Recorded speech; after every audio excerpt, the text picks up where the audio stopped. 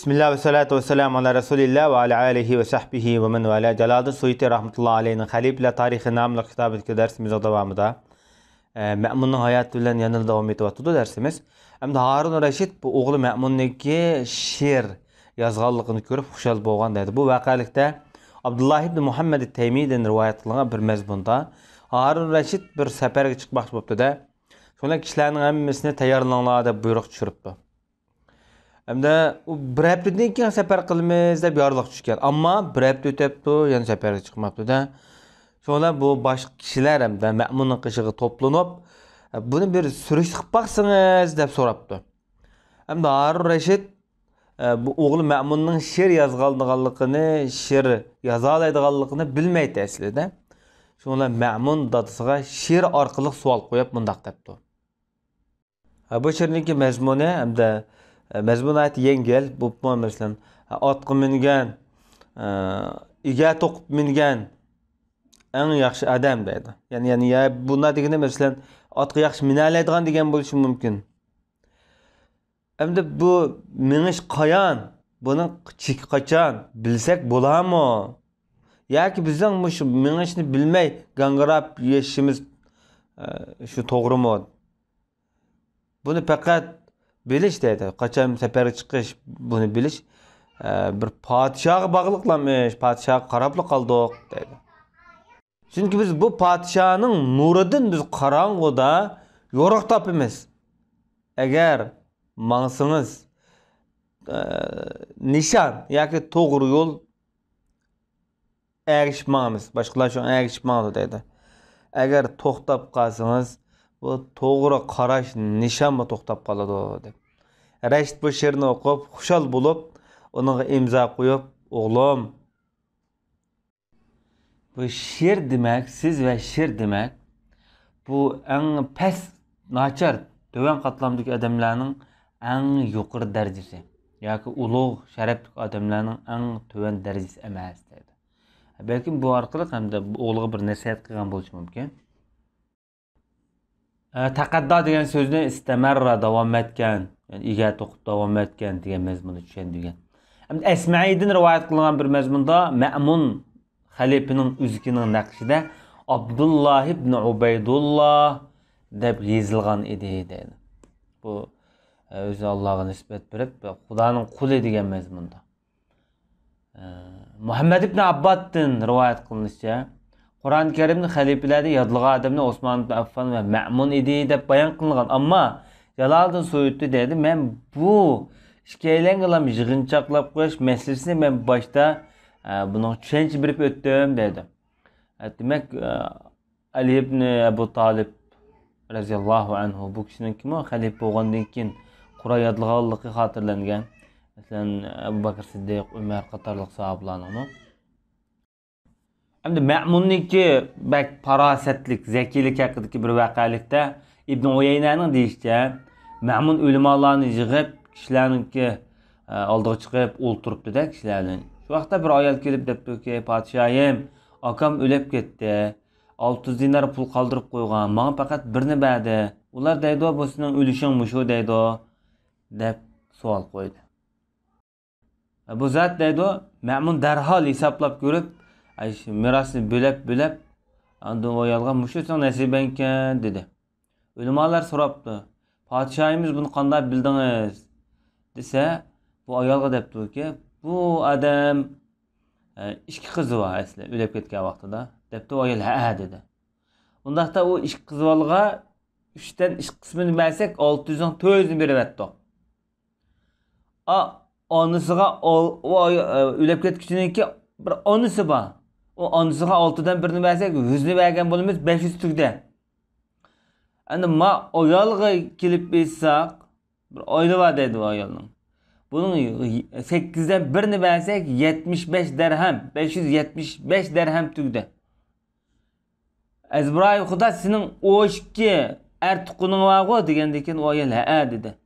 Ularning har biriga 2 o'lishdan bersak 2 dinardan pul tegdi. Ma ayol kishiga 1 dinar tegdi. Chunki ayol kishi olgan mirosning yarmini oladi.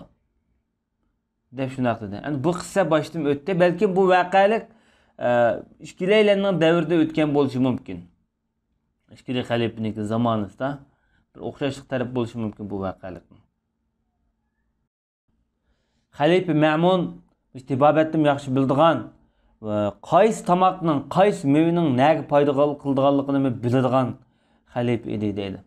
Burunqi ulamolar bo'lsin, burunqi büyükli bo'lsin, tibobatdan har qanday umuman ozdir ko'p bir xabar va ulamolarniki. Muhammad ibn Hafs al-Anmati'dan rivoyat qilinishicha, Ma'mun bilan biz bir hayit kuni tushlik tomoqni birga yedik. Bunun do'stqiniga 300 xildan ortiq tomoq tizildi deydi. Mevachi va tomoq hammasi bular. Her bir turdagi tomoqni qo'ygan zamatlar Ma'mun qarab, bu miyaga foyda qildi, miyaga ziyon qildi. Agar kim belg'am mijozlik odam bo'lsa, ma'ni yemisin. Kim sapra mijozlik odam bo'lsa, ma'nidan yesin. Kim savdo mijozlik odam bo'lsa, ma'niga yo'liqmisin. Kim aydi? Azroq yesam bo'ldi. Bak meniki ozuqligim eshib ketib qoldi. Azaz ozuqlansam bo'ldi desa, ma'nilam yesin deb shunaqa degan dedi. Buna Yahya ibn Aksam debdiki, Amirul Mu'minin biz tibobatda shundoq biz boshqa ko'rgan bir kishilardan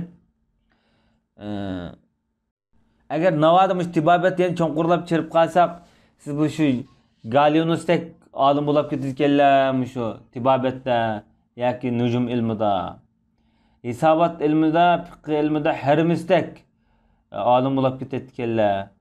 Ali ibn Abu Talibdek ilmlik yoki sehliq babida shundoq bo'lib ketganlar. Rostchilik söz bir hatim kabi bunda adolatli odam bo'lib ketganlar sehliq babida deb shunaqa. Endi söz rostchilik kelsak, Abu Zardek samimiy odam bo'lib ketganlar. Mardlik kelsak, Ka'b ibn Muhammadek izlarini mardona bo'lib ketganlar. Vafo kelsak, Samul ibn Adiyaga o'xshash vafodor bo'lib ketganlar deb buni maqtab uchiribdim-da. Bu so'zdan xushal bo'lgan Ma'mun. Bu shu amaldarning, podshoning azaldan odati bu xush qo'yga amroq keladi. Bu dunyoda bu mansab bilan bu xalqning oldida nopos tiklashga amroq qildigan odamlar ko'pincha maqtashni yaxshi ko'radigan odamlar. Qanday odam bir bosh bo'lishni bir kishilarga arzu qiladi ekan, buning qalbida bir maqtanchoqlik bo'ladi. Maqtanchoqlik bo'ldi. Endi bu maqtagan odamniki ko'pinchisi endi po'doqchi yaloq cho'lab qoladi endi. Bunday mazmunlarga mushtar diqqat qilib, kishi munosabatda ish tutsanglar bo'ldi. Endi dediki, mana shu orliqda odam o'zining aqli bilan odamdir. Ortiqdir deydi boshqalardan. Agar unda bo'lmagan bo'lsa, bir go'shtning yana bir go'shtdan ne onun huzur lezzeti bo'lsin. Bir qondan uningdan ulug' yoki hurmatli bo'lmagan bo'ladi deydi. Bunda demoqchi bo'lgani hamda go'sht odamning go'shti o'xshash, odamning qani o'xshash, ammo odamdagi aql, odamni ortiq fazilatlik, yuqori qildigan narsa shu deb shunaqa degan.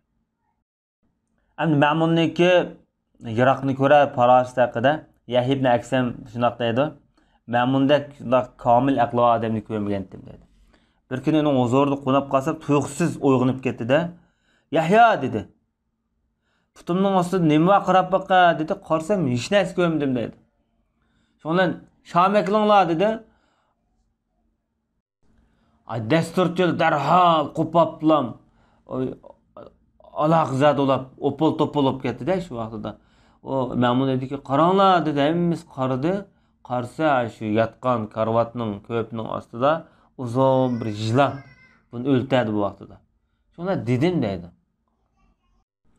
Podshohim g'ayb ilmni bilamdiganda deb so'rsam, podshohim dediki, "Estaizu billah, Alloh saqlasin. Men hozir uxlab olsam, tushimda birsi hozir bir pichirlaganda qildi.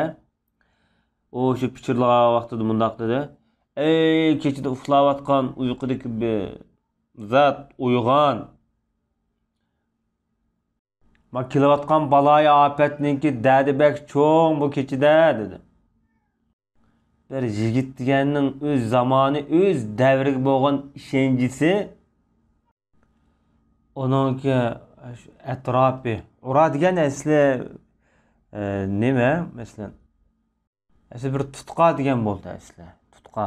Masalan, cho'g'inni tutqusiga o'xshash tutqun deymiz-da. Bu yerdagi hamdaliqi bog'ilni ishlari yeshilib ketgan, chulib ketgan degan bo'ldi. Ya'ni yigitga o'ziga bek davriga, o'ziga qilmishiga, o'ziga ba narsaga bek ishinib ketmaydigan degan bo'lishi mumkin. Shunda darhol uyg'onib ketdim deydi. Bir ishning yuz berganligini bildim. Ya yaqinda yuz berdi, ya yiroqda yuz berdi. Avval men yaqindagini o'ylab, sizlar ko'rganingdekmish, men ko'rgandekmish yuz berdi dedi.